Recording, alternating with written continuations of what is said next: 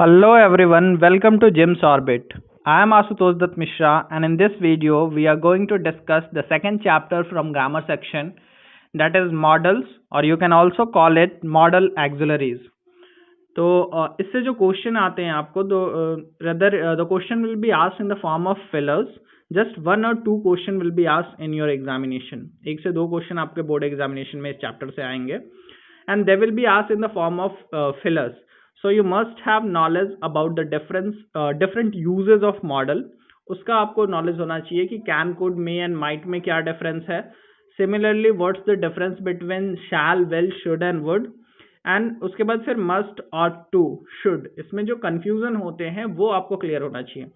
So in this video we are going to clarify all your confusions and we are going to have a brief discussion on this topic, that is models. So let's have a look. First of all you must be very clear about the basics of verb. यहाँ पे मैं verb के basics का थोड़ा सा आपको clear कर देता हूँ. For the verb is of 2 types, main verb and helping verb. ये आपने बचपन से पढ़ा होगा. Main verb refers to the verb if there is a single verb in the sentence then it is the main verb. और जो actual verb है उस सेंटेंस का उसको आप मेन वर्ब कंसीडर करते हैं. And the verb which comes to assist the main verb, जो उसको हेल्प करने के लिए या उसको असिस्ट करने के लिए आता है, it is the helping verb. Clear. उसके बाद आपका primary auxiliary and modal auxiliary. Helping verb 2 types के होते हैं. Helping verb is also called auxiliary verb, you very well know that. It is of 2 types. First one is primary auxiliary and second one is modal auxiliary. तो ये 2 type के होते हैं.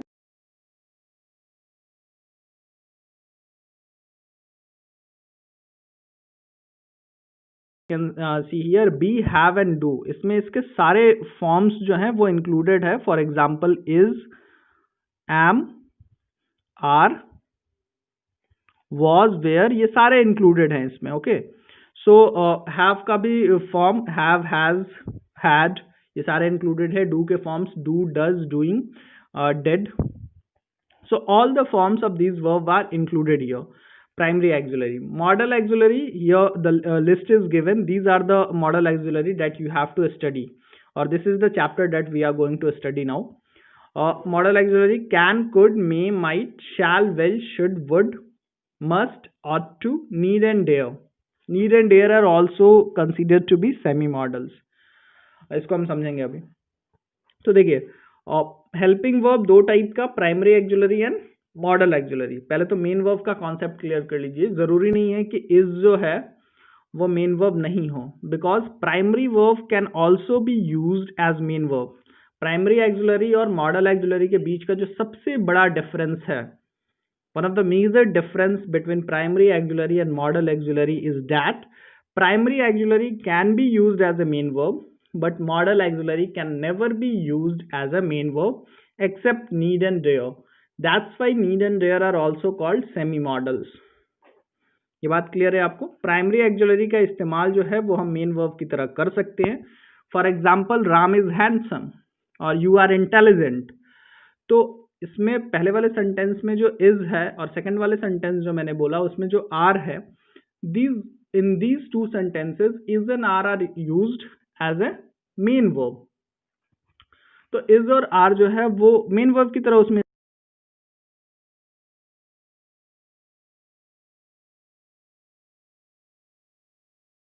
बाकी सारे वर्ब यहाँ पे जो आपको दिख रहे हैं, they can never ever be used as a main verb. For example, I can lift the box. Lift is the main verb. Can is a verb which has come to assist the main verb. तो इसका काम assist करना होता है और साथ ही उसके कुछ अपने मीनिंग्स होते हैं. So these are the basic concept of verb. One more thing, कुछ फैक्ट्स हैं मॉडल एक्सुलरी के. पहला तो ये हो गया कि they can never be used as main verb. Second, इसका एस, ई एस और प्लस ईडी वाला फॉर्म एग्जिस्ट नहीं करता है, यानी कि आप मॉडल एक्सुलरीज में एस और ई एस नहीं ऐड कर सकते हैं. साथ ही साथ ईडी जो है ये भी ऐड नहीं कर सकते हैं, ये कभी भी ऐड नहीं होगा. You will never add S, E S as well as ED to the modal auxiliaries. So V5 और V2 जो इसका कॉन्सेप्ट होता है वो ये फॉर्म में एग्जिस्ट नहीं करता है. I hope this will be clear to you. The basics of verb will be clear to you. Now we are going to have a look at the uses of modal auxiliary जो आपके examination में जिस तरीके से आते हैं. So first of all, let's have a look at can, could, may, might. इसका use हम समझते हैं. For example, for instance, can के यूजेस क्या हैं? इट शोज एबिलिटी और कैपेसिटी और इनफॉर्मल परमिशन और नेगेटिव पॉसिबिलिटीज. कैन का जो इस्तेमाल किया जाता है आपको एबिलिटी या कैपेसिटी दिखाने के लिए.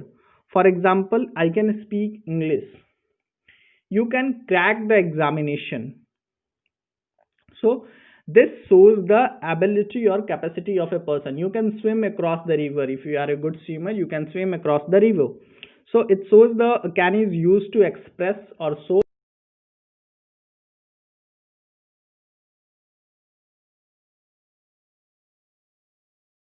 formal, something which is official, informal, something which is informal in nature, not official or like that. तो अगर इनफॉर्मल तरीके से किसी दोस्त से आपको कुछ परमिशन लेना हो, कुछ मांगना हो, can I have your pen, may I have your pen is rather formal. अगर ऑफिस वर्क कल्चर में कुछ हो रहा है तो वो फॉर्मल दोस्त से. तो इनफॉर्मल परमिशन के लिए और ग्रांट करने के लिए भी yes you can, informal permission. Third and most important use of can is negative possibilities. कहीं पे भी अगर पॉसिबिलिटी नेगेटिव है तो वहां पे आप कैन यूज करेंगे. For example, it can't be true और it can not be true. So can not, possibility is negative, that's why we use can. It may not be true is not right. Okay, so ये can के use हो गए. Ability और capacity, फिर informal permission और negative possibilities. मे के साथ क्या है? और अफर्मेटिव पॉसिबिलिटी, जैसे बादल देखकर लगता है कि आज रात बारिश होगी. Since the clouds are in the sky it may rain tonight. So may is used for affirmative possibilities. और फॉर्मल परमिशन, आप क्लासरूम में हमेशा टीचर से जो परमिशन लेते आए हैं, may I come in, may I go out, these are formal in nature. So if you want to take और grant formal permission, then may is used. And expressing wish, may you live long. तो इस तरीके से wish exclamatory sentences में wish express करने के लिए may is used. और could and might are the past equivalent of can and may. ये आपको पता होना चाहिए कि कैन का जो पास्ट है वो कुड है और मे का जो पास्ट है वो माइट है. मैंने आपको बताया कि इसका ईडी फॉर्म नहीं होता है. मॉडल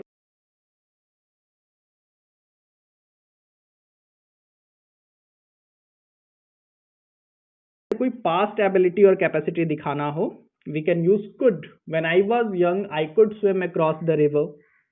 जब मैं यंग था तो मैं रिवर स्विम कर सकता था, रिवर के अक्रॉस स्विम कर सकता था. So it shows the past ability. I could walk for 15 kilometre when I was young. तो इस तरीके के एग्जाम्पल्स जो हैं वो दिए जा सकते हैं. फिर मे जो है उसी तरीके से मे का पास्ट आपको माइट हो गया. तो माइट दो तरीके से, मे जहां जहां पे भी है अफर्मेटिव पॉसिबिलिटीज है तो उसका अगर लेस पॉसिबिलिटी हो तो भी माइट यूज करते हैं, as well as past possibilities में. कई बार कुड जो है वो लेस एबिलिटी और रिमोर्स दिखाने के लिए, I could have bought that car, काश मैंने वो कार जो है वो खरीद ली होती. तो this shows the less ability or remorse, whereas might shows the less possibility. Since the sky is clear, it might rain tonight. तो स्काई क्लियर है तो बहुत कम पॉसिबिलिटी बनती है कि बारिश हो. तो might refers to less possibility, could refers to less ability or remorse, whereas you can also use wherever you are using can or may, जहां पे भी उसका पास्ट फॉर्म यूज करना हो, we will use could and might. I hope आपको can, could, may, might clear होगा. Examples देख लेते हैं, ज्यादा समझ लेंगे. तो let's have a look on examples. Here I have put some example here. I can speak English. What does it show? It shows the capacity और ability of a person. It's the ability to speak English. You can lift this. It's the also the ability और capacity. It cannot be true, negative probability और negative possibility. अगर possibility negative है, it can not be true, then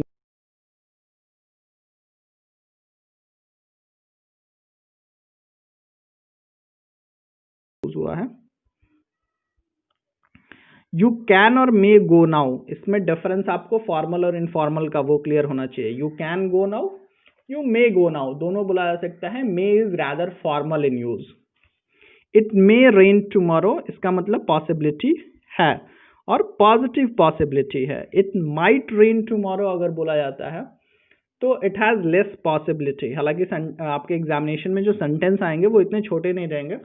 sentence structure कुछ ऐसा होगा जिससे जो possibility का जो रेंज है वो क्लियर हो जाएगा। जैसे मैंने आपको बताया कि since the sky is clear it might rain tonight, तो वो सेंटेंस का कॉम्प्लेक्स सेंटेंसेस पूछे जाते हैं। मे you live long, this is the wish, so may have been used. When I was young I could lift this box, this is also the past ability. I thought he might be at home, ये क्या है? Less, ये past है, मे का past. I thought V2 already use हो गया है और पॉसिबिलिटी दिखाई जा रही है, लेकिन चूंकि सेंटेंस पास्ट में है तो मे के पास्ट माइट यूज होगा। Since the sky is clear it might rain tonight. I hope the examples are clear to you and you are very clear with the uses of can, may, might and could. Can, could, may, might, इसके uses आपको clear होंगे। So now moving forward, let's have a look at shall, will, should and would. So यहाँ पे भी आप देख सकते हो कि shall का जो past है वो should होता है एंड सिमिलरली विल का जो पास्ट है वो वुड होता है। ये बेसिक्स आपको क्लियर होने चाहिए। And first let's begin with shall and will, कि शैल और विल का यूज कहाँ कहाँ पे होता है। ये आपको पहले से पता होगा कि it is use to show simple futurity. Simple futurity की जहाँ पे भी बात हो, सिंपल फ्यूचर इवेंट्स को दिखाने के लिए फ्यूचर इंडेफिनिट में आप शैल और विल का इस्तेमाल करते हो। पर्सन्स आपको क्लियर होने चाहिए कि आई और वी के साथ शैल यूज होता है।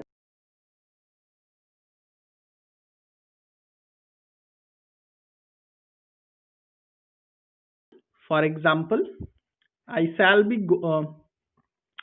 go to Delhi tomorrow or by next month. So I shall, we shall, you will, he will, she will, it will, names will, they name कोई भी, राम will, श्याम will। तो जो सिंपल जो basic rule है इसका वो यही है कि आई और वी के साथ वी यूज shall और बाकी सारे पर्सन यानी second person and third person के साथ we will use will। But इसमें थोड़ा सा चेंज ये है कि nowadays और in the conversational form of English, बातचीत में जो इंग्लिश इस्तेमाल की जाती है और आजकल जो मॉडर्न इंग्लिश इस्तेमाल की जा रही है, will is used with any of these. Will का इस्तेमाल जो है, इस बात को जरा ध्यान से समझ लीजिएगा, विल का इस्तेमाल जो है वो किसी के साथ भी किया जा रहा है, आई के साथ भी, वी के साथ भी और बाकी सारे पर्सन के साथ तो हो ही रहा था। But the basic rule is, और बाय द ट्रेडिशनल ग्रामर, आई और वी के साथ आप शैल इस्तेमाल करेंगे और यू, ही, सी, इट कोई भी नेम्स हो और दे के साथ आप विल इस्तेमाल करेंगे। This is the traditional rule of grammar. अगर आपको स्ट्रेस देना हो, मीन्स सिंपल फ्यूचर इवेंट्स को कुछ एम्फेसिस के साथ बोलना हो, फॉर एग्जाम्पल कोई थ्रेट हो, कोई कमांड हो, इस तरीके का कुछ हो, अगर for example you shall be punished, you shall be punished, अगर ऐसा बोला जा रहा है तो इसका मतलब क्या है कि it is a threat for you और the speaker wants to put emphasis on that future event. So अगर एम्फेसिस देना हो तो इन दोनों को क्या करते हैं, अपोजिट कर देते हैं। मतलब जहां पे भी शैल आप यूज कर रहे हो वहां विल यूज कर लीजिए और जहां विल यूज कर रहे हैं वहां पे शैल यूज कर लीजिए। I hope it will be clear.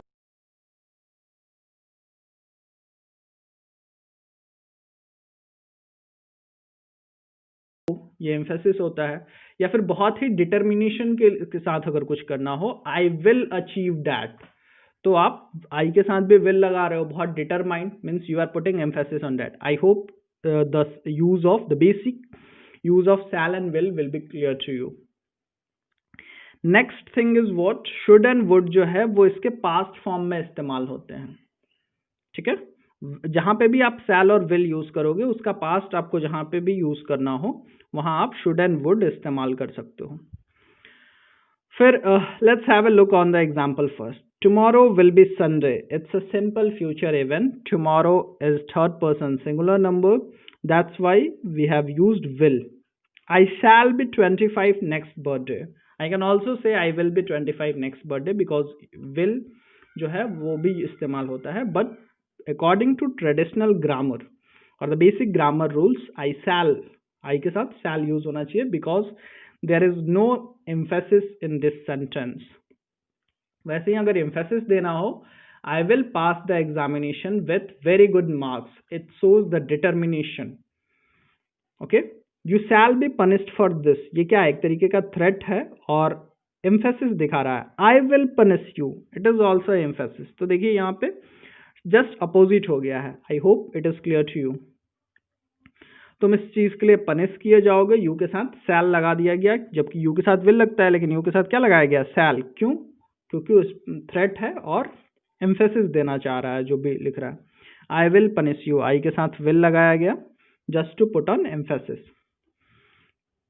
Next thing that will you is a phrase that is used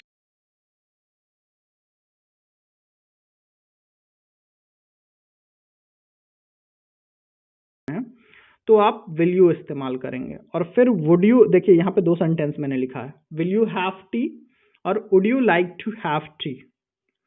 would you like to have tea is rather informal और will you have tea is formal in nature. तो formal informal का थोड़ा सा basic आप समझिए कि will you have tea is formal whereas would you like to have tea is informal.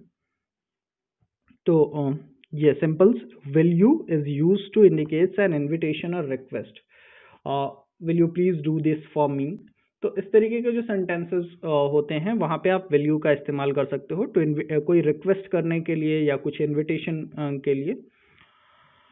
So I hope will you भी clear होगा. And should and would are the past equivalent of shall and will. He shed he would be 25, he would be मतलब will के past form में इस्तेमाल हो रहा है. I expected that I should और would get a first class. Should भी इस्तेमाल हो सकता है और वुड भी. वुड इज रैदर ज़्यादा यूज होता है आजकल, but should is according to the traditional grammar. I expected that I should get a first class. Should traditional grammar के अकॉर्डिंग सही है.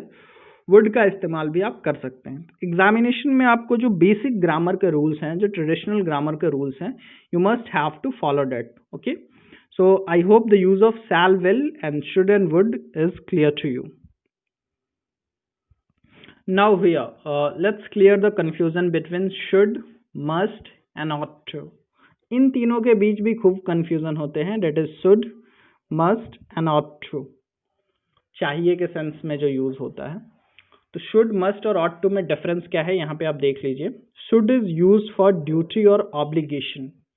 अगर कोई चीज़ ड्यूटी और आपका ऑब्लिगेशन है उसके लिए आप शुड यूज करेंगे. For example, you should obey the laws और you should keep your promise. This is the basic obligation और this is the basic duty कि आपको लॉ या आपको रूल्स फॉलो करने चाहिए. एडवाइस और सजेशन के लिए भी आप शुड का इस्तेमाल कर सकते हैं. कोई आपको you should take medicine on time, however it's an duty और obligation also, but you should have a morning walk daily. So may be it may be advice also. तो शुड का इस्तेमाल आप ड्यूटी और ऑब्लिगेशन के लिए करते हैं as well as for advice and suggestion. Must का यूज क्या किया जाता है? फॉर नेसेसिटी और ऑब्लिगेशन, जब बहुत ही जरूरत के सेंस में हो कि अगर जैसे for example you must improve your handwriting in order to get good marks. अच्छे मार्क्स चाहिए तो आपको हैंड राइटिंग इम्प्रूव करनी होगी. You must improve handwriting. So it's a necessity for you कि आपको इम्प्रूव करना ही होगा. लॉजिकल सर्टेनिटी, अगर कोई चीज लॉजिकली सर्टेन है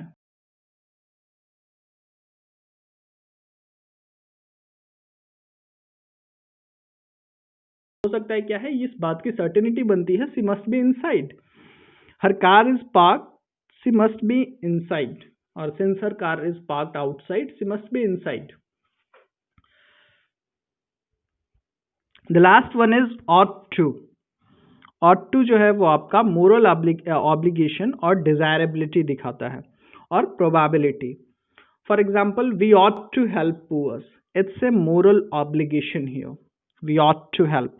Sometimes ought to and should are interchangeable. For example, we should love our country और we ought to love our country, we must love our country. अगर आपसे ये पूछा जाए कि इन तीनों में से क्या सही इस्तेमाल होगा, so I would rather say that कि डिपेंड करेगा कि मीनिंग तीनों इस्तेमाल कर सकते हैं, but what's the meaning. For example, if you somebody is saying we ought to love our country, it's a moral obligation. We ought to love our country, it's our duty also. It's the fundamental duty to respect our country or to love our country. Or somehow it's a moral obligation as well as obligation also. Clear? तो I hope should, must और ought to का भी जो confusion है वो आपको clear होगा. Should जो है वो ड्यूटी और ऑब्लिगेशन के लिए या फिर एडवाइस और सजेशन के लिए. मस्ट जो है वो नेसेसिटी और ऑब्लिगेशन और लॉजिकल सर्टेनिटी. ऑट टू जो है वो मोरल ऑब्लिगेशन और डिजायरेबिलिटी और probability. So when we will do the previous year question, उससे आपको ज़्यादा क्लियर हो जाएगा चीज़ें कि आपके पहले एग्जाम में कैसे पूछे गए हैं. I hope the chapter modals will be clear.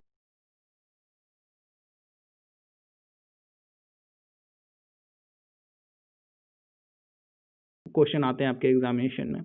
Can, could, may and might, shall, will, should and would, and here should, must and ought to. Thanks for watching. Do subscribe our channel Jim's Orbit. Have a great day.